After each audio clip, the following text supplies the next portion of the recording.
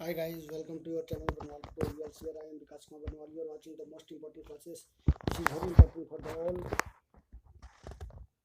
UGC NET Commerce Paper 2. Now friends, today we are talking about the top 10 most important questions and one special topic which is the most important. So it is the CSR, Corporate Social Responsibility. Now let's start our class.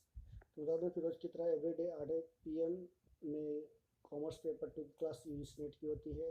जो भी candidate UGC net set GRF की तैयारी कर रहे हो तो मेरे class देख सकते हो। फ्री ऑफ कॉस्ट आपको प्रोवाइड करवाई जाती है एवरीडे 10% खास क्वेश्चन जो कि आने वाले समय में आपको 100% संभावना है कि आपको जरूर पूछी जाएगी या मिलेगी या भिड़ेगी। और एक स्पेशल टॉपिक पे जिससे ऑब्जेक्टिव टाइप क्वेश्चन जो भी आते हैं या सब्जेक्टिव टाइप क्वेश्चन आते हैं उससे आप आसानी से पढ़ सकते हो और उससे आपको सवाल मिल सकता है। बहुत सारी संभावनाएं बनी हुई हैं।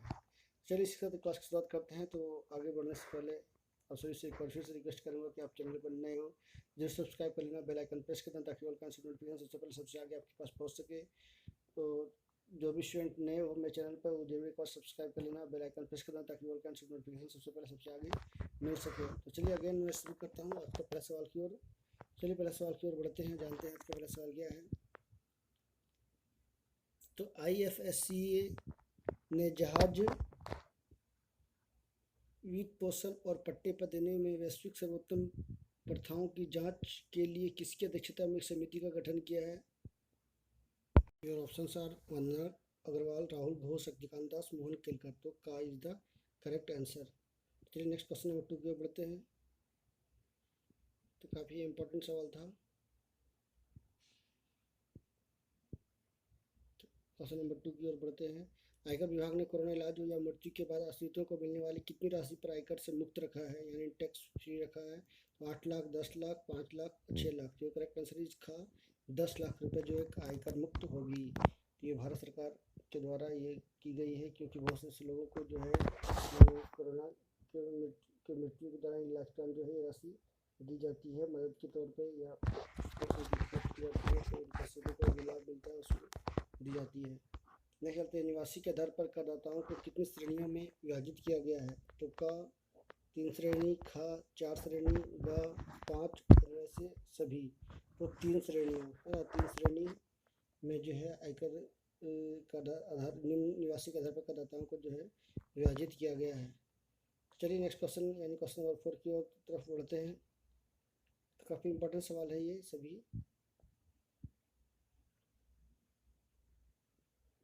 तो धारा 14 के अंतर्गत परिभाषित है तो क्या है। वेतन से आय, मकान संपत्ति से आय, ग व्यवसाय से आय यानी income from business, income from house property, income from salary, all of this. तो ऑप्शन घ सभी, उपरोक्त में से सभी जो है ये आते हैं आयकर 14 के अंतर्गत इसको परिभाषित किया गया है। काफ़ी इंपॉर्टेंट सवाल था। क्वेश्चन नंबर 5 की ओर बढ़ते हैं।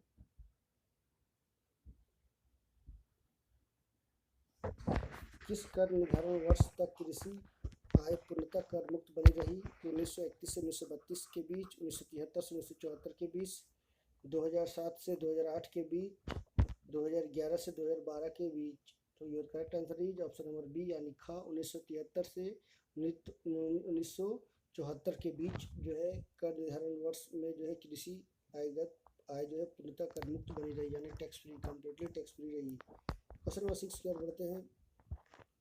पूंजी लाभ का संबंध किस धारा से है। पूंजी लाभ यानी कैपिटल गेन का संबंध किस धारा से। धारा 20, धारा 45, धारा 12, धारा 37। जो करेक्ट आंसर इज ऑप्शन ख धारा 45 के अंतर्गत जो है अब वो पूंजी लाभ है। चलिए नेक्स्ट क्वेश्चन चलते क्वेश्चन नंबर 7 की तरफ। क्वेश्चन नंबर 7 इज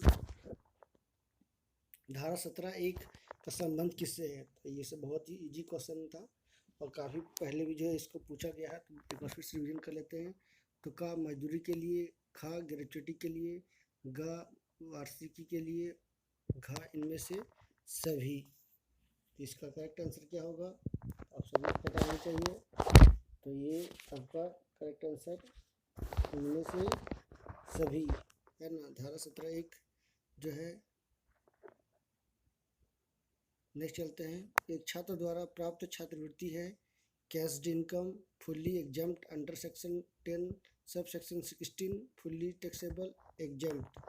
ये करेक्ट आंसर इज फुल खा खा is the correct answer. Question number 9 की ओर चलते हैं। तो खा is the correct answer, fully exempted है अंडर सेक्शन 10 सब सेक्शन 16 के अंतर्गत। भारत में पहले एटीएम की स्थापना HSBC बैंक द्वारा कब की गई थी? तो का 1987 के में, खा 1990 में, गा 1980 में, घा 1975 में। तो करेक्ट आंसर इज 1987 है ना, यानी का इज द करेक्ट आंसर। 1987 में जो है HSBC बैंक के द्वारा जो है पहली बार जो है महाराष्ट्र में जो है इसका एटीएम का स्थापना किया गया था। चलिए आखिरी सवाल की ओर बढ़ते हैं। वेतन की गणना किस सेक्शन के तहत की जाती है? सेक्शन 4 to 7 के तहत, सेक्शन 7 to 9 के तहत, सेक्शन 15 to 17 के तहत, सेक्शन 12 to 14 के तहत। तो काफ़ी इंपॉर्टेंट सवाल है ये सभी जो है, जो सवाल मैं पूछ रहा हूँ पहली बार भी जो है आ चुका था। तो चलिए बता दूँ कि सेक्शन 15 to 17 के तहत जो है वेतन की गणना यानी कंप्यूटेशन ऑफ इनकम सेक्शन से जो रिलेटेड है ये, तो वेतन से जुड़ा हुआ ये है।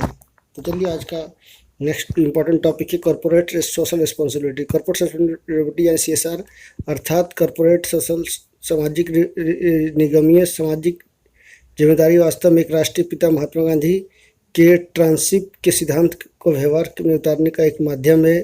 गांधी जी ने परिकल्पना की थी कि उद्योगपति तथा धनवान लोग अपने धन के ट्रस्टी बनकर सामाजिक उत्तरदायित्व के निर्वहन के लिए काम करेंगे और उसमें अपने धन का मालिक नहीं अपितु उनका ट्रस्टी अर्थात रखवाला या चौकीदार मात्र ही समझेंगे। सामाजिक जिम्मेदारियों का एहसास होना चाहिए। इसके लिए CSR को जो इस समय केवल 2% 3 वर्ष के औसतन के अनुसार और बढ़ाकर 50% तक लाना आवश्यक है। इसके लिए इनकम टैक्स प्रावधान को इस प्रकार से व्यवस्थित करना पड़ेगा कि इनकम टैक्स को समाप्त करके हम CSR व्यवस्था को प्रभावित तौर पर लागू करें। जब कोई उद्योगपति अपना पैसा स्वेच्छा से विशिष्ट कार्य में मन से लगाए तब उसको आत्मसंतोष भी होगा और समाज को जो है उसकी सीधा 100% फायदा भी मिलेगा। तो मैं बता दूं कि CSR का अभ्यास करने का एक सही तरीका नहीं है। कई कॉरपोरेट CSR पहला जनता अर्थव्यवस्था का पर्यावरण सकारात्मक योगदान देने में प्रयास करते हैं। आज के सामाजिक रूप से जागरूक वातावरण में कर्मचारी ग्राहक CSR को प्राथमिकता देने वाले व्यवसायों के लिए काम करने और अपने पैसा खर्च करने के लिए प्रीमियम रखते हैं। अब बिजनेस में एक शब्द जुड़ा गया है CSR यानी कॉर्पोरेट सस्टेनेबिलिटी। ये 1960 के दशक के अंत में जो है और 1970 के दशक की शुरुआत में बहुत राष्ट्रीय निगमों के हितधारकों के गठन में आम उपयोग में आया गया। 1984 से स्ट्रेटेजिक मैनेजमेंट के जानकार के द्वारा ये बातें की गई है। तो चलिए इसके बारे में और रिपोर्ट बता दूँ। इंपॉर्टेंट रिपोर्ट, CSR अनिवार्य रूप से करने वाला दुनिया का जो है पहला देश भारत बना है। भारत में CSR का कानून 1 अप्रैल 2014 से पूरी तरह से जो है लागू हो गया। यह कानून सिर्फ भारतीय कंपनियों पर लागू नहीं होता बल्कि वह सभी विदेशी कंपनियों पर भी लागू होता है जो भारत में कार्यरत हैं। कॉर्पोरेट सोशल रिस्पॉन्सिबिलिटी को कंपनी अधिनियम 2013 की धारा 135 के तहत प्रावधानों के माध्यम से अनिवार्य कर दिया गया है। तो काफ़ी इंपॉर्टेंट 2013 की धारा 135 के तहत है ना।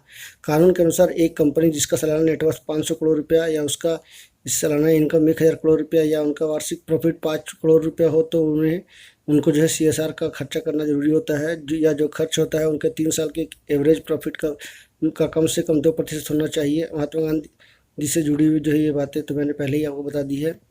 तो सोशल रिस्पॉन्सिबिलिटी में resources, goal, long term, sincerity, market responsibility देखी जाती है। तो ये जो है 8 आंकड़े जिससे CSR जो है बनता है और कंपनियां जो है लगातार प्रयासरत है कि वो जो है CSR के तहत लोगों की को स्थानीय स्तर पे जो है पर्यावरण को जो है संतुलित करने के लिए पेड़ पौधे लगाएगी। यहाँ तक कि यह भी बातें की गई है कि वो CSR के तहत जो है किसी कस्बे को, किसी क्षेत्र को जो है विकास के लिए काम करेगी। वहाँ पे स्कूल, विद्यालय, इंफ्रास्ट्रक्चर को मजबूत करेगी, सड़कें बनाएगी, तो वो स्कूल खोलेगी, हेल्थ डिपार्टमेंट की व्यवस्था चलाएगी। यानी तमाम तरह की वो कार्य कर सकती है CSR के तहत।